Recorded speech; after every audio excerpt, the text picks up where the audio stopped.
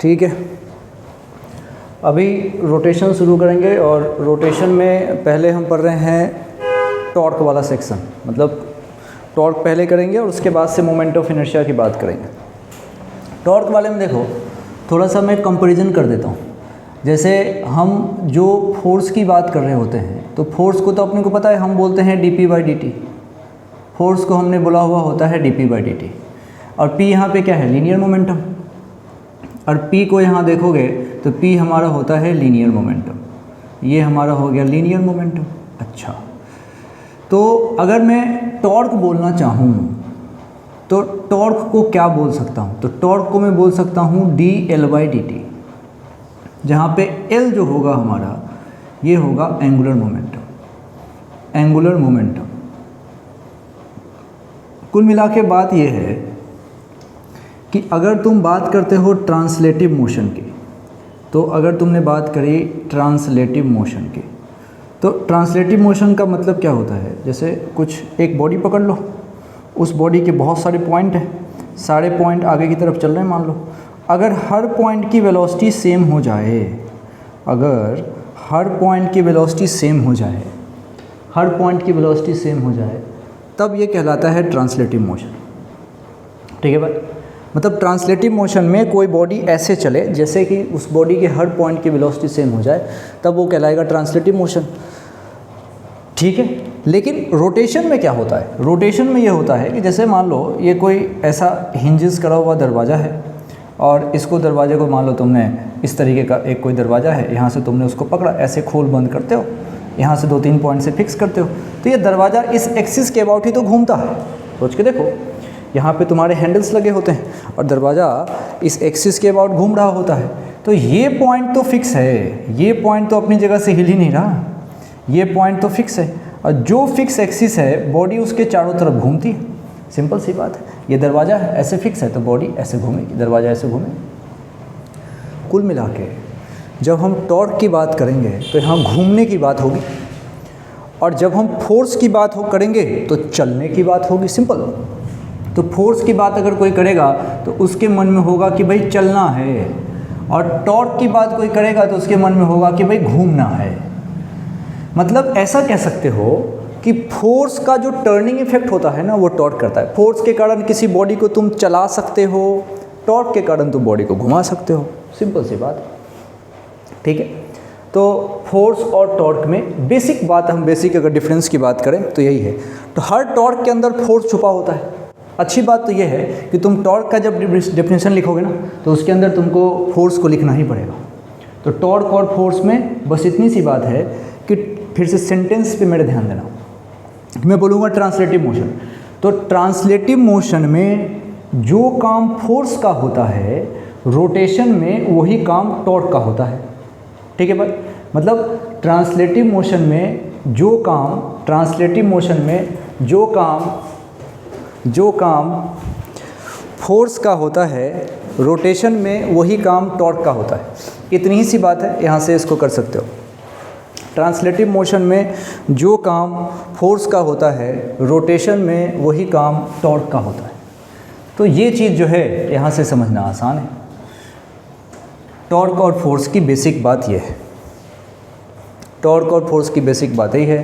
Translative motion में जो काम मेरा फोर्स कर रहा था, रोटेशन में वही काम मेरा टॉर्क कर रहा था। ठीक है, और समझो, जैसे अगर हम ट्रांसलेटिव मोशन की बात करते हैं तो वहाँ पे हम बोलते हैं F = ma, लेकिन जब यही बात रोटेशन में करते हैं तो फोर्स नहीं, फोर्स की जगह टॉर्क बोलते हैं, सिंबल में टाउ लगा दिया, और मास का काम यहाँ करता है मोमेंट ऑफ इनर्शिया। मतलब ट्रांसलेटिव मोशन में जो काम मास कर रहा था, रोटेशन में वही काम आई कर रहा होता है। आई बोले तो मोमेंट ऑफ इनर्शिया, ए मतलब एक्सेलरेशन है, तो यहाँ पे एक्सेलरेशन हो जाएगा अल्फा, तो टाउ बराबर कहलाएगा आई अल्फा। ये बेसिक बात है। ठीक है, अच्छा, मास यहाँ पे था, और जैसे अपन रोटेशन में पहुँचेंगे यहाँ हो जाएगा ये मोमेंट ऑफ इनर्शिया। मतलब मोमेंट ऑफ इनर्शिया भी मास जैसा ही है, मास जैसा है, इसके काम भी मास के जैसे ही है। मास हम पढ़ते हैं ट्रांसलेटिव मोशन में, जब रोटेशन चैप्टर आएगा तो मास जहाँ जहाँ दिखे वहाँ तुम आई पुट कर देना। लेकिन आई पुट करने का स्टाइल अलग अलग है। अब आई बॉडी टू बॉडी, बॉडी किस तरीके से घूम रही है, किस एक्सिस के अबाउट घूम रही है, इन सब पे आई हमारा डिपेंड कर रहा होता है। ऊपर से ये यहाँ पे लीनियर एक्सीलरेशन है और ये अल्फ़ा मेरा एंगुलर एक्सीलरेशन। और अच्छी बात हम सोच सकते हैं, हमारे पास ट्रांसलेटिव मोशन में जब एक्सीलरेशन कांस्टेंट होता है तो वहाँ पे हम इक्वेशन लगाते हैं काइनेमेटिक्स वाला, हम लिखते हैं v = u + at, और ये पूरी नोटंकी s = ut + ½ at²। ये सब जो है बच्चों वाली बातें, ये सब हम करते हैं कब, जब हम बात कर रहे होते हैं ट्रांसलेटिव मोशन की। यही स्टाइल यहाँ पे भी हो जाएगा। सपोज़ v = u + at लिखना हो तो v नहीं, यहाँ पे लिखूँगा ओमेगा, = u नहीं, लिख दूँगा ω0, प्लस a नहीं, यहाँ लिख दूँगा अल्फ़ा × t। सिमिलरली अगर s = ut + ½ at² लिखना हो तो s नहीं थीटा, = u नहीं ω0, t प्लस हाफ a नहीं अल्फ़ा और ये t²। जैसे भी लिखना चाहो, अगर ये वाला जो यहाँ बनता है एक बच्चों वाला v² = u² + 2s, उसको भी यहाँ लिखोगे तो ऐसे लिखोगे, v नहीं मैं लिखूँगा ओमेगा, ओमेगा का स्क्वायर = u0, यहाँ पे ω0 कर दो, प्लस 2, a नहीं, a के जगह अल्फ़ा और s के जगह पे थीटा। तो हर काइनेमेटिक्स इक्वेशन जो हम यहाँ लगा रहे थे मतलब ट्रांसलेटिव मोशन में, तो कारण क्या था, हमारा वहाँ एक्सीलरेशन कांस्टेंट था, ये तो था। ट्रांसलेटिव मोशन में एक्सीलरेशन कांस्टेंट था, रोटेशन में भी ये लगेगा, लेकिन यहाँ पे अल्फ़ा को कांस्टेंट होना पड़ेगा। जब जब अल्फ़ा तुमको कांस्टेंट दिख जाए फिर तुम निश्चिंत होकर ये सारे इक्वेशंस लगा सकते हो, जितने भी लगाना चाहो, जिस भी स्टाइल से लगाना चाहो, ये सारे लगा सकते हैं। तो ये तो इसकी बेसिक बात यहाँ से थी। अब एक और चीज़ हम पढ़ते हैं, पावर। जैसे हम ट्रांसलेटिव मोशन में पढ़ रहे होते हैं तो पावर का फॉर्मूला हमारे पास आता है इंस्टेंटेनियस पावर का F.B, अभी हमने वर्क पावर एनर्जी में देखा था, F.B आएगा। अगर यही हाल रोटेशन वाले चैप्टर रोटेशन वाले में पुट करना चाहो तो F की जगह क्या लगा दोगे, टॉर्क, और V की जगह पे ओमेगा। तो पावर यहाँ भी आ जाएगा, और ये पावर जब तुम यहाँ पे लिखोगे पावर, तो ये F के जगह पे टाउ और V के जगह पे ओमेगा। ऑफ कोर्स ये वेक्टर है, दो वेक्टर के डॉट प्रोडक्ट से आएगा तभी पावर स्केलर है। जो भी फिजिकल क्वांटिटी दो वेक्टर के डॉट प्रोडक्ट से आती है वो स्केलर है। तो कुल मिला के ये तो हमारा कंपैरिजन था जब हम रोटेशन और ट्रांसलेटिव मोशन की बात करते हैं, तो इसमें कोई विशेष अब टेंशन वाली बात है नहीं। अब हमारा टारगेट इस चैप्टर में टॉर्क की बात करने का है। तो टॉर्क को हम किस किस तरीके से समझ सकते हैं, उसके लिए एक दो काम कर लेते हैं। सबसे पहली बात अपने को मन में रखना चाहिए कि टॉर्क के अंदर फोर्स छुपा हुआ है। किसी भी क्वेश्चन में हमें अगर ये पता चल जाए कि कौन कौन से फोर्स इन्वॉल्व हैं, तो हो सकता है जितने तरह के फोर्स इन्वॉल्व हो उतने तरह का टॉर्क मिल जाए। कभी कभी कोई फोर्स टॉर्क नहीं भी दे सकता है, वो डिपेंड करता है कि फोर्स किस तरीके से उसमें लग रहा है। जैसे सिचुएशन ऐसे हम समझ सकते हैं, सपोज़ करो एक मेरे पास कोई रॉड है और इस रॉड का एक एंड हमने फिक्स कर दिया, इस एंड को फिक्स कर दिया, और इस रॉड की लंबाई हमने L ले ली, और एक आदमी ने इस पे यहाँ फोर्स लगाया है ऊपर की तरफ इसने यहाँ पे फोर्स लगाया है, और किसी ने हमसे कहा कि भाई आप तो टॉर्क बताइए। तो सिर्फ ये कहना कि टॉर्क बताओ, ये बात थोड़ी अधूरी हो जाती। टॉर्क बताओ कहना ये बात अधूरी है, अधूरी बात। अब ये बात अधूरी कैसे है, क्योंकि हमको दो बात बतानी पड़ेगी इसमें। हमें कहना पड़ेगा कि किस फोर्स के कारण टॉर्क है और किस पॉइंट के अबाउट टॉर्क है। पहले तो तुमको बताना पड़ेगा कि फोर्स कौन, और दूसरा तुमको बताना पड़ेगा कि भाई किस पॉइंट के अबाउट। ये दो चीज़ मेंशन करोगे तभी तुम टॉर्क को समझ पाओगे। तो सबसे पहले तो अब पूरा क्वेश्चन कैसे बनता, क्वेश्चन कहा जाता, सपोज़ करिए कि इस पॉइंट का नाम मैंने O दे दिया और यहाँ पे दे दिया इस पॉइंट का नाम P। तो और समझो पहले थोड़ा सा, तुम P क्या है यहाँ पे इसका नाम समझना। P क्या है, P वह पॉइंट है जहाँ पे फोर्स अप्लाई किया जा रहा है। तो P point of application of force है, मतलब P हमारा पॉइंट है जहाँ पे फोर्स लग रहा। P वह पॉइंट है जहाँ फोर्स लग रहा है। और दूसरा पॉइंट है मेरे पास O वह पॉइंट है जिसके अबाउट तुमको टॉर्क चाहिए। तो यानी कि वो वह पॉइंट है जिसके अबाउट टॉर्क चाहिए। जिसके अबाउट टॉर्क चाहिए। मतलब कुल मिला के मुझे 2 पॉइंट की ज़रूरत पड़ती है। एक तो वो पॉइंट डिसाइड करना है जहाँ पे फोर्स लग रहा है, और दूसरा वह पॉइंट जिसके अबाउट अपने को टॉर्क चाहिए। तो पूरा क्वेश्चन जो पूछा जाता तो कहा जाता find torque due to force F, और फिर कहा जाता अबाउट O। इस O को हिंज भी कहते हैं कि भाई इसको हमने फिक्स कर दिया तो इसको हिंज्ड पॉइंट कहते हैं। इसको हिंज मतलब तुमने इसको फिक्स कर दिया। तो ये तो इसके कहने का तरीका है, ठीक है। अब इसके टॉर्क को अगर निकालना हो तो कैसे निकालेंगे? इस क्वेश्चन में तो कोई जान नहीं है, लेकिन ये समझने के लिए बहुत ज़रूरी है। टॉर्क निकालने का पहले और सबसे इम्पोर्टेंट नियम फोर्स को आगे पीछे बढ़ाना है। हम हमेशा आजकल एक ही बात बोलेंगे बार बार कि आप क्या करिए, फोर्स एक वेक्टर है। अब ये वेक्टर है तो वेक्टर को तुम एक्सटेंड कर सकते हो, तुम जितना मर्जी आगे एक्सटेंड कर लो, जितना मर्जी पीछे एक्सटेंड कर लो।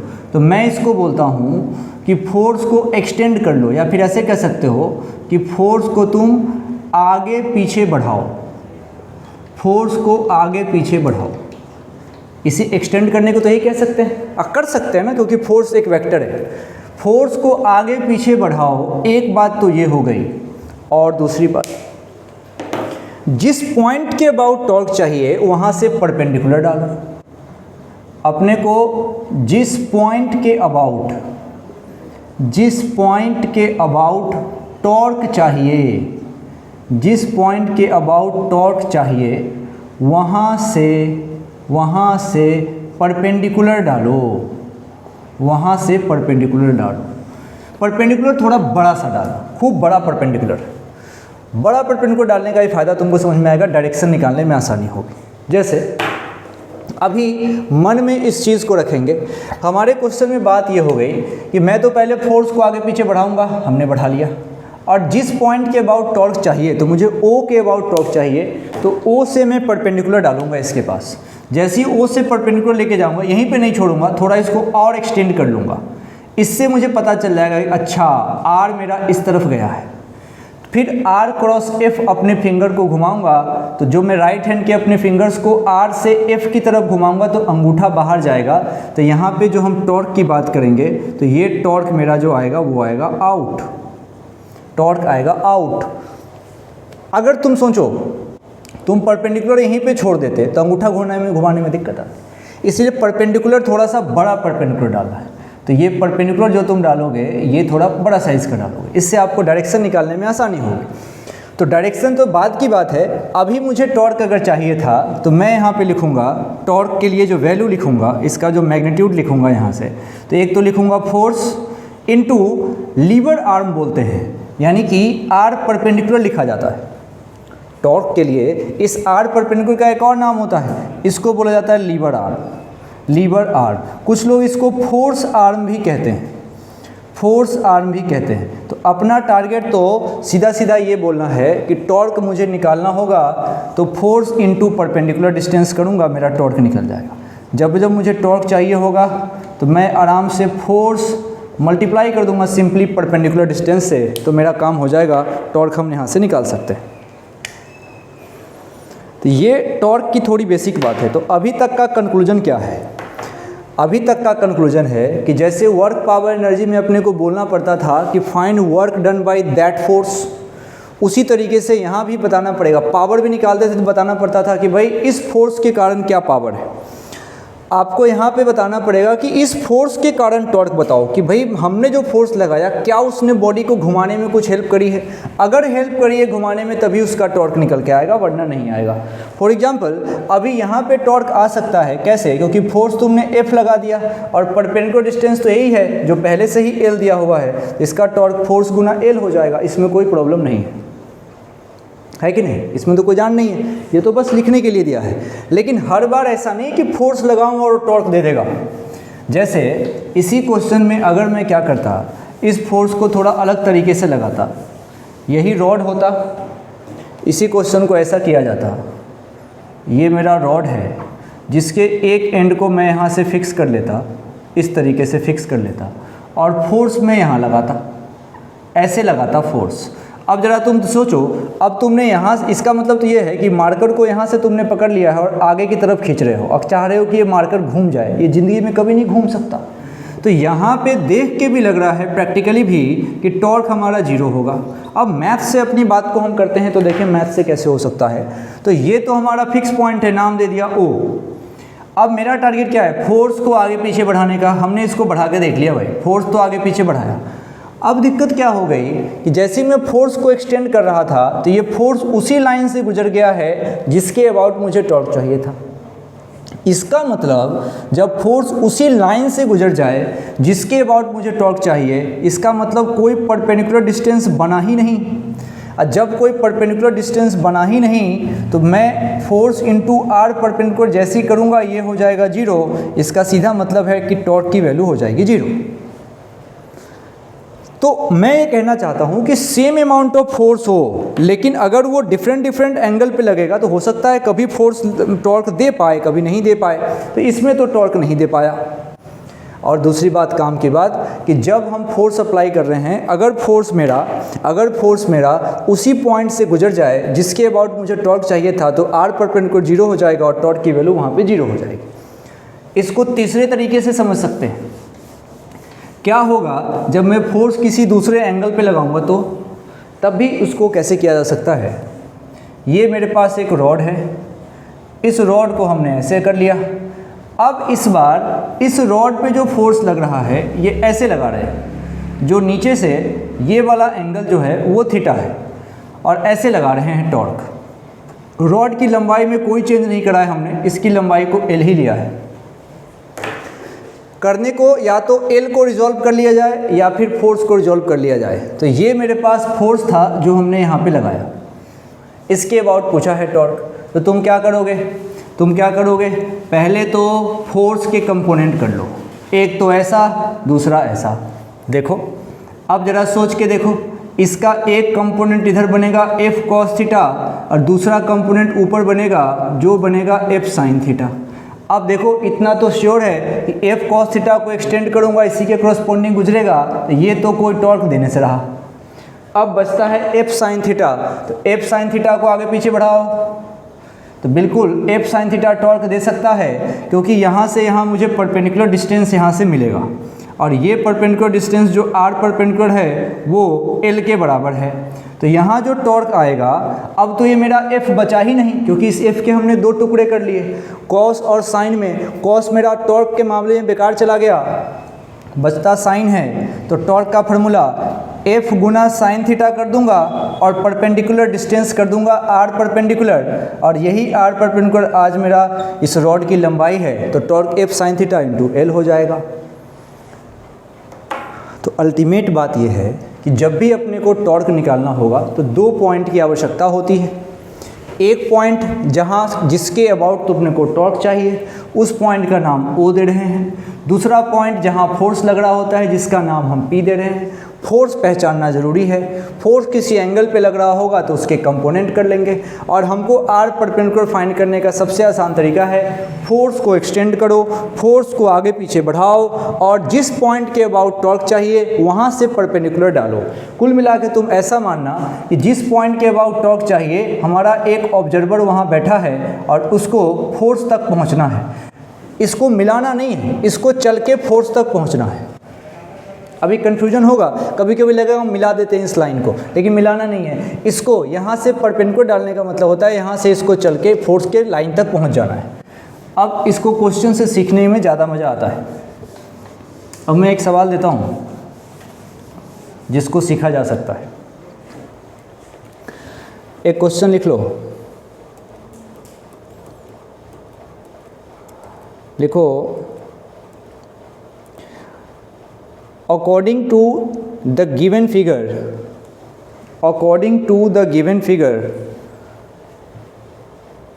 find the torque about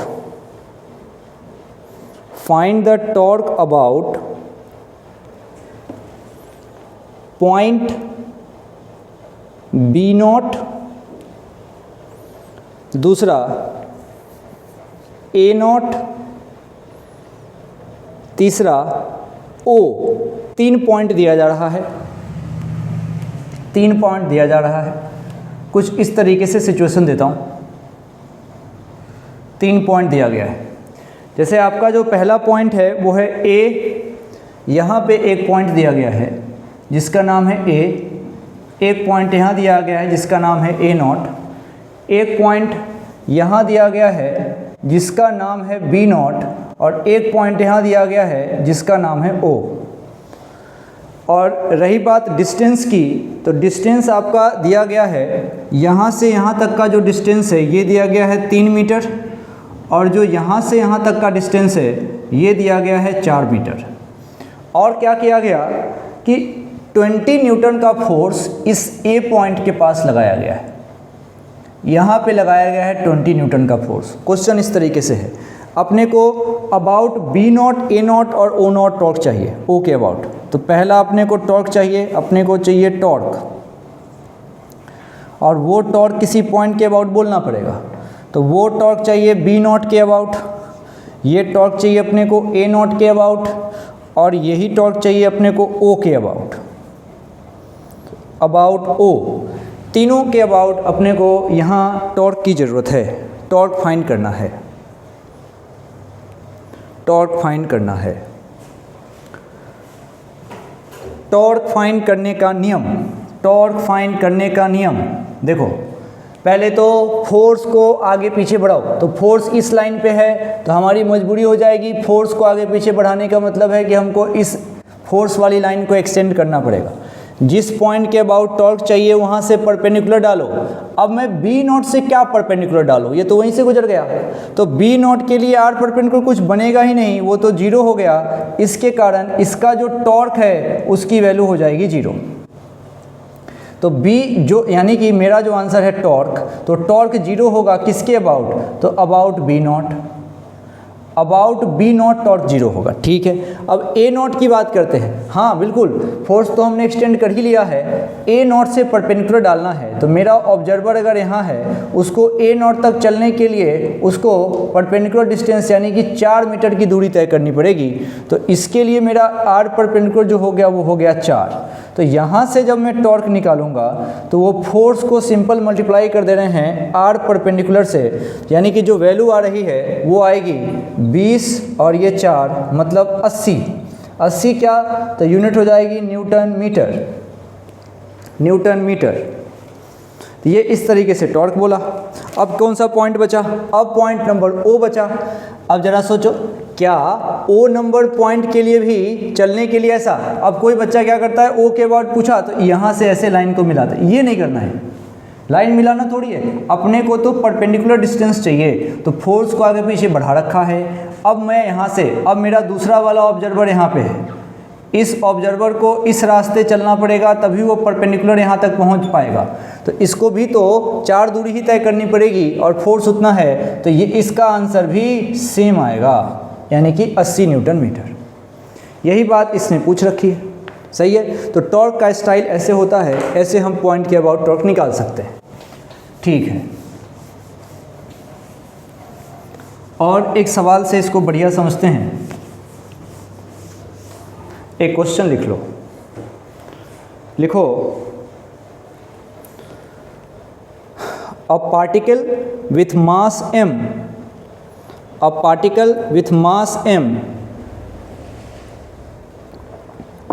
is projected with velocity v naught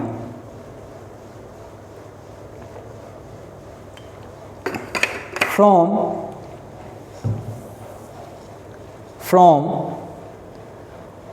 point P on horizontal ground, making an angle theta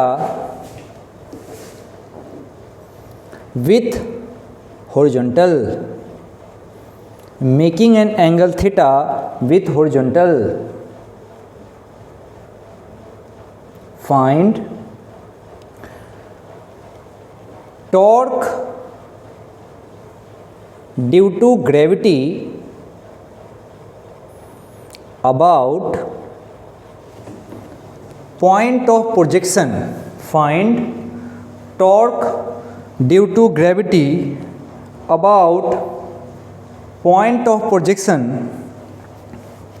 when particle is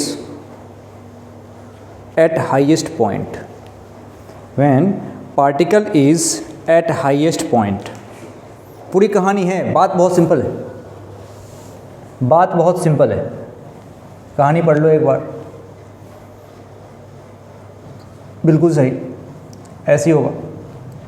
particle projectile करता हुआ पहुंचेगा हाईएस्ट पॉइंट पे, और इसने कहा है कि जब मैं यहाँ से फेंक रहा था तो मेरा जो एंगल था वो कितना था, थीटा। तो एंगल ऑफ प्रोजेक्शन तुम्हारे पास कितना आएगा यहाँ से, थीटा। थीटा पे इसने फेंका है। अब देखना यहाँ पे हो या कहीं पे हो, फोर्स लगेगा mg, तो नीचे अपने को लगाना है mg। अच्छा, इसने देखना क्या पूछा है, किस पॉइंट के अबाउट टॉर्क पूछा है, पॉइंट ऑफ प्रोजेक्शन के अबाउट। जो मेरा यहाँ पे है, नाम उसका क्या है, p। तो मेरा ऑब्जर्वर तो यहीं पे खड़ा है, यही टॉर्क निकालना है इसको। अब मेरा एक ही टारगेट होता है, फोर्स को आगे पीछे बढ़ाओ। फोर्स मेरा mg है, मैंने mg को एक्सटेंड कर लिया, मेरा ऑब्जर्वर यहाँ है, यहाँ है, यहाँ है।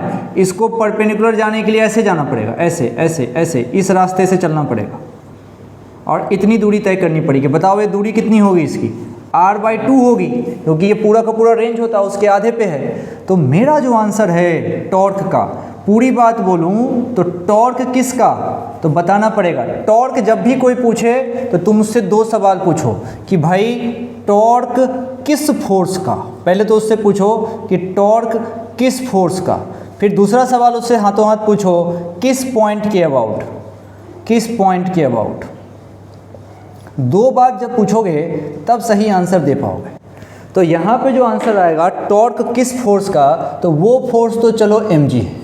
अब सवाल है किस पॉइंट के अबाउट, तो वो पॉइंट है पॉइंट ऑफ प्रोजेक्शन, जिसका नाम हमने p दे दिया। तो अब जो इस टॉर्क का आंसर करा जाएगा तो फोर्स इनटू परपेंडिकुलर डिस्टेंस करा जाता है। तो ये फोर्स का काम आज करेगा mg, और परपेंडिकुलर डिस्टेंस मेरा आ गया रेंज/2। अब किसी की इच्छा हो तो रेंज का फॉर्मूला रख सकता है, ux इंटू टी होता है, और उसकी मर्जी पूरी वैल्यू रखे तो r का फॉर्मूला रख सकता है u² sin 2θ upon g, depending उसका मूड और ऑप्शन की रिक्वायरमेंट। तो इस तरीके से यहाँ पे टॉर्क आ जाएगा। सही है क्या, आसान है। अब ज़रा सोचो एक और सवाल, कोई आदमी मान लो ऐसे खड़ा है, यहाँ पे खड़ा है, यही टॉर्क निकालने वाला है, और कोई पॉइंट यहाँ है, दूसरा पॉइंट यहाँ है, तीसरा पॉइंट यहाँ है, चौथा पॉइंट यहाँ है, पांचवा पॉइंट यहाँ है। वो छोड़ो, तुम तो इतना बताओ कि किसी आदमी ने यहाँ से पत्थर को देखा, पत्थर नीचे गिर रहा था तो mg लगेगा। ये t=0 पे पत्थर वहाँ है, फिर t=1 पे पत्थर यहाँ है, t=2 पे यहाँ, ऐसे ऐसे ऐसे। तो अगर यहाँ के किसी भी पॉइंट के अबाउट अगर इस आदमी को टॉर्क निकालना हो तो हर बार आंसर सेम आएगा क्या, क्योंकि हर बार तो फोर्स मिलाना नहीं है, इसको मिलाना नहीं है। हम ये नहीं करना चाहते इससे मिलाओ, इससे मिलाओ, इससे मिलाओ, नहीं, हमको तो बस फोर्स को एक्सटेंड करना है, फोर्स को एक्सटेंड करना है और इस आदमी को परपेंडिकुलर डालना है। तो चाहे कुछ भी हो जाए, r परपेंडिकुलर तो सबके लिए सेम ही होगा। तो ऊपर से नीचे अगर बॉडी गिरेगी, सवाल आया हुआ है, तो हर केस में फोर्स जो है वो नीचे की तरफ और परपेंडिकुलर डिस्टेंस सेम। तो हर किसी भी टाइम पे पूछा जाए तो आंसर सेम आएगा। सही है क्या? तो ये तो इस तरीके से हो गई बात। तो देखो, अब मैं अगर अभी तक टॉर्क वाली चीज़ों को समराइज़ करूं, तो अगर मेरे से कोई पूछे कि भाई टॉर्क के लिए आप क्या समझते हो, तो मैं तो उसको कहूँगा भाई देखो, टॉर्क निकालने के मेरे पास दो तरीके हैं। एक तो मैं फोर्स इनटू परपेंडिकुलर डिस्टेंस कर दूं, और दूसरा अगर मुझे एंगुलर एक्सेलरेशन पता है तो आई अल्फ़ा कर दूं। दोनों टॉर्क निकालने के तरीके हैं, तो यानी कि दोनों एक ही है। तो देखो फ़ायदा क्या है, कभी क्वेश्चन में अल्फ़ा दे देगा टॉर्क पूछेगा, कभी अल्फ़ा दे देगा आर परपेंडिकुलर पूछेगा, कभी अल्फ़ा देंगे फोर्स पूछेंगे। देखो 1, 2, 3 और 4 क्वांटिटी है अपने पास, इसमें से 3 तुमको पता होगा, 1 तुमको ढूंढना होगा। और तुम सोचो मोस्ट ऑफ द टाइम अपने को आई तो पता होता है ना, जैसे रिंग है तो mr², डिस्क है तो आधा कर देंगे, समझ रहे आप। तो अब मान लो कि आई मुझे most of the time 99% time में मुझे आई पता होता है, तो ये पूछने की बात ही नहीं होती। दूरी, फोर्स, ये अल्फ़ा, इसी के बीच में चीज़ें घूमती रहती है। तो इसको समझते हैं, इसके ऊपर क्वेश्चन करते हैं। तो मैं प्रीवियस ईयर का कोई सवाल अगर पकड़ूं तो इसमें तुमको एक क्वेश्चन है मेरे पास जो पूछा गया है नीट यूजी 2017 में। नीट यूजी 2017 का सवाल है, लिखो a rope is wrapped around, rope is wrapped मतलब उसको चारों तरफ से उसमें लपेटा हुआ है। Rope is wrapped around a hollow cylinder of mass 3 kg. Rope is wrapped around hollow cylinder of mass 3 kg and radius 40 centimeter and radius 40 centimeter. Find angular acceleration.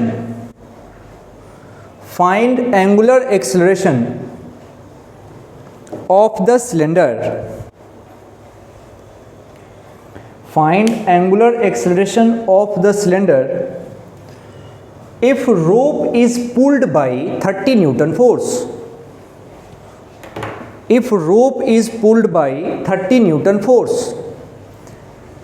Question एक बार फिर से देख लो, एक बार क्वेश्चन पढ़ लो, इसको देख लो। अब क्या है, रोप इज रैप्ड अराउंड, एक हॉलो सिलेंडर है भाई, आराम से समझना, हॉलो सिलेंडर है। अब हॉलो सिलेंडर है मेरे पास, उसको सामने से देखूंगा तो क्या वो ऐसा लगेगा क्या? और उसके ऊपर खूब सारी रस्सी इसने लपेट दी, ये बहुत सारी रस्सी इसने ऐसी लपेटी हुई है, ऐसा ही कुछ दिखेगा। अब इसने कहा है कि अब इसका यहाँ से इस पे एक फोर्स लगा रहे हैं। कितना फोर्स लगा रहे हैं? तो ये फोर्स लगा रहे हैं, नीचे की तरफ रस्सी को खींच रहे हैं 30 न्यूटन फोर्स से। अच्छा, पक्का जो इसका रेडियस लिया गया है वो रेडियस है r, ये रहा इसका सेंटर। जब कुछ नहीं देखे ना, कभी कभी सवाल में ऐसा होगा तुमको पता ही नहीं होगा कि किसके अबाउट टॉर्क सोचे, जब कुछ नहीं पता लगे तो सेंटर के अबाउट टॉर्क निकालना चाहिए, सेंटर ऑफ मास के अबाउट निकालना चाहिए। अब हमसे ये क्या पूछा है? हमसे पूछा what is the angular acceleration, वही बात हो गई। हमसे अल्फा पूछ रहा है, तो मेरे पास तो टॉर्क निकालने के लिए, अब मैं देखो एक साथ लिख देता हूँ इस बात को, जो भी थोड़ी देर पहले लिखा था कि मेरे से कोई टॉर्क पूछेगा तो बस वो अपने को 2-3 चीज़ में खिलाने के लिए बोलता है। तो एफ तो मुझे फोर्स इंटू आर परपेंडिकुलर, और इसी को मैं आई अल्फ़ा करूँगा, मज़ा आ जाएगा, इसी से बात बनती है। तो अब की बार इसने अल्फ़ा की बात पूछी है, तो मैं तो सबसे पहले लिखूँगा टाउ बराबर आई अल्फ़ा, मैं तो यही जानता हूँ भाई, तो मैं यहाँ लिख लेता हूँ कि टाउ बराबर आई अल्फ़ा, और टाउ का मतलब होता है फोर्स इंटू आर परपेंडिकुलर।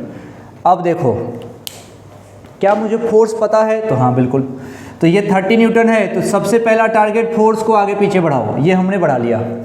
उसके बाद से फोर्स के जगह पे 30 न्यूटन में मुझे कोई शिकायत नहीं है। आर परपेंडिकुलर, तो जिस पॉइंट के अबाउट टॉर्क चाहिए, आज वो पॉइंट सेंटर है, उस पॉइंट से परपेंडिकुलर डालो।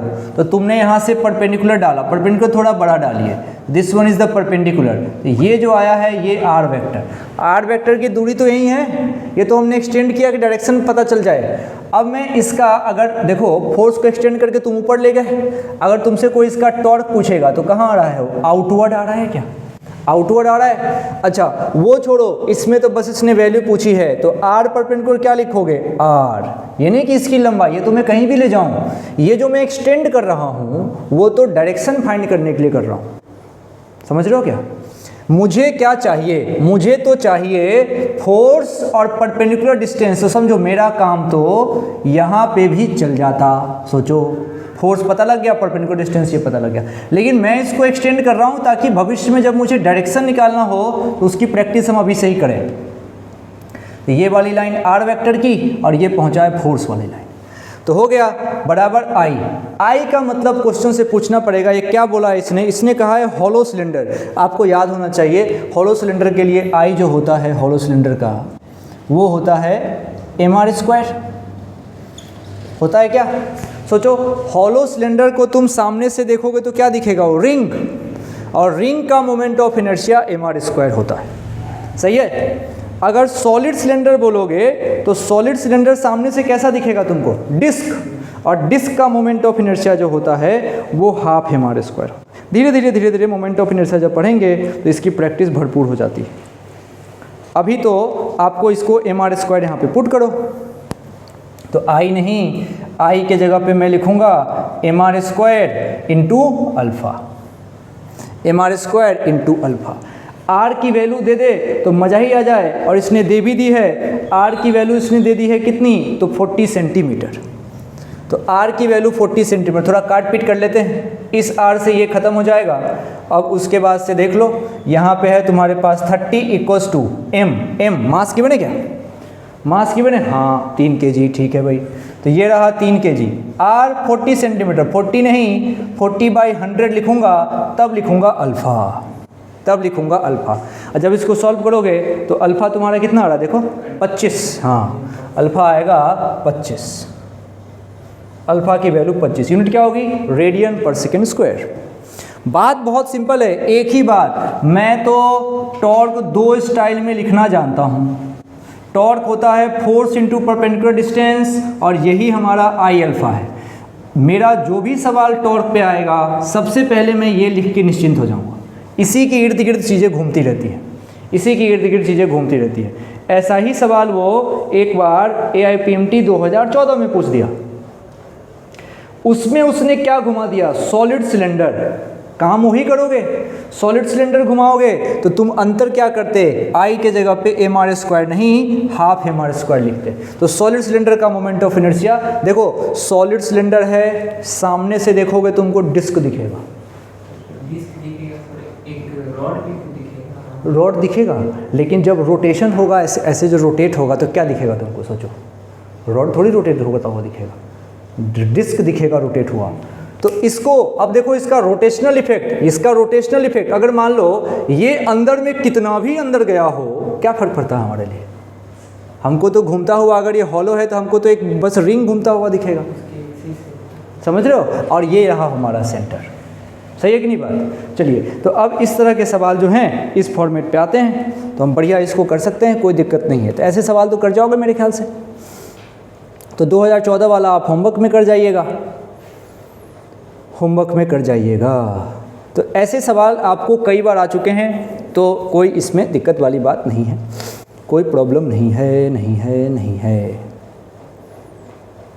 सही बात है।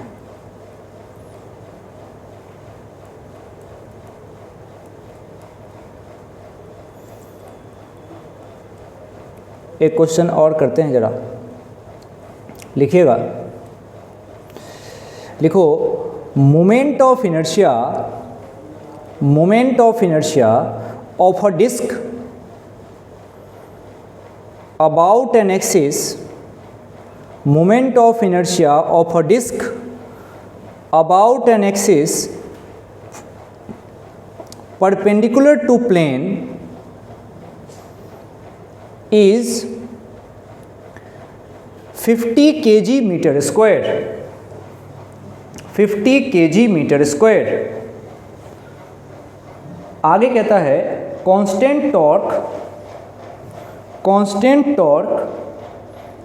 Of 100 newton metre, constant torque of 100 newton metre is applied on it such that force is tangential to the disk। Language इसलिए लिखा रहा हूँ क्योंकि लैंग्वेज थोड़ा पकाऊ सा लगता है। Tangential to the disc. आगे कहता है disc starts from rest, then calculate angular acceleration. दूसरा एंगुलर स्पीड एट 3 सेकेंड। तीसरा angular displacement after 3 second, after 3 second.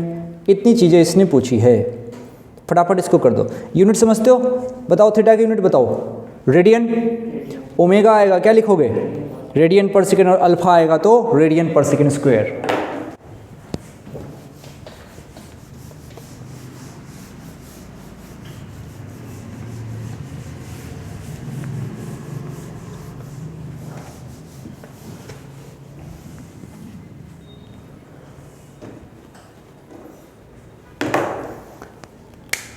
इसने कहा है moment of inertia of a disc about an axis perpendicular to the plane is इतना, मतलब कुल मिला के आपको आई की वैल्यू दे रखी है इसने 50, सब एसआई में चल रहा है कोई दिक्कत नहीं है। आई की वैल्यू दे रखी है इसने 50, ठीक है भाई, नो प्रॉब्लम। उसके बाद से इससे पूछिए, इसने कहा है कि भाई कांस्टेंट टॉर्क लगा रहे हो टाउ, टाउ कितना लग रहा है 100 यूनिट का, यानी कि टाउ लगा रहे हो तुम 100, सब ऐसे यूनिट में है, ये भी न्यूटन मीटर में है और वो भी 50 जो है हमारा वो केजी मीटर स्क्वायर में, तो लोड है नहीं। अब हमसे इसने क्या पूछा, एंगुलर एक्सीलरेशन। अरे मज़ा आ गया, एंगुलर एक्सीलरेशन मतलब मेरे पास रिलेशन पता है मेरे को, टाउ बराबर आई अल्फा, इसी पे घूमेगा सारा सवाल, टाउ बराबर आई अल्फा, ठीक है भाई। टाउ कितना 100, आई कितना 50, अल्फा को कोई टेंशन नहीं, कितना आ जाएगा 2, सही है। तो 2 क्या, तो 2 बस यूनिट का ध्यान रखना, रेडियन पर सेकेंड स्क्वायर, तो अल्फा मेरे पास 2 आ गया, तो अल्फा इक्वल्स टू आ गया 2 रेडियन पर सेकेंड स्क्वायर। बाकी सारा कुछ आसान। दूसरा सवाल इसी के अंदर जो दूसरा पूछा था, क्या पूछा इसने भाई, एंगुलर स्पीड कब, तो 3 सेकेंड के बाद, ठीक है भाई। देखो अल्फा कांस्टेंट, काइनेमेटिक्स इक्वेशन लगा लो, मैं तो अल्फा यहाँ से निकालूंगा, क्या लगा दूंगा, v equals to U plus A T, बस स्टाइल में, v नहीं ओमेगा, u नहीं ओमेगा नॉट, प्लस a नहीं अल्फा और ये t, तो ओमेगा मुझे चाहिए, ओमेगा नॉट क्वेश्चन से पूछो, कह रहा है कि भाई रेस्ट से शुरू हो रहे, तो ओमेगा नॉट 0 प्लस अल्फा निकाला है 2, टी कह रहा है 3 रख दो, कितना आ गया 6, तो यूनिट क्या हो जाएगी इसकी, रेडियन पर सेकेंड, सही है। अच्छा ऐसा ही एक तूफान सर्कुलर मोशन में भी कर सकते हैं, वहाँ भी ऐसी चीज़ें चलती रहती है, तो ये आसान है। तीसरा में हमसे क्या पूछ रहा है, एंगुलर डिस्प्लेसमेंट बताओ 3 सेकंड में, बहुत आसान, वही हम तो जानते हैं, S equals to U T plus half A T square, S नहीं थीटा, यू नहीं omega nought into T plus half A नहीं अल्फा और टी स्क्वायर। अब देखो ओमेगा नॉट टी तो खत्म, क्योंकि ओमेगा नॉट हमारा 0 था, तो ये वैल्यू हो जाएगी 1/2, उसके बाद अल्फा, अल्फा के जगह पे क्या रखोगे 2 और टी के जगह पे 3, उसका स्क्वायर 9, ठीक है, सही है। तो बस इस तरीके से इसको सॉल्व करा सकता है, इसमें कोई दिक्कत नहीं थी। यूनिट क्या बोलोगे थीटा के, रेडियन, सही है। तो कुल मिला के टॉर्क में जो टॉर्क का बेसिक होता है, बिना डायरेक्शन वाला काम हमने आज किया है। कल टॉर्क पे और काम करेंगे और टॉर्क को कल ख़त्म करेंगे, फिर शुरू करेंगे मोमेंट ऑफ इनर्शिया। तो आज इतना ही है, मज़ा करिए, टॉर्क पे सवाल आप आराम से ढूंढ के लगाइए।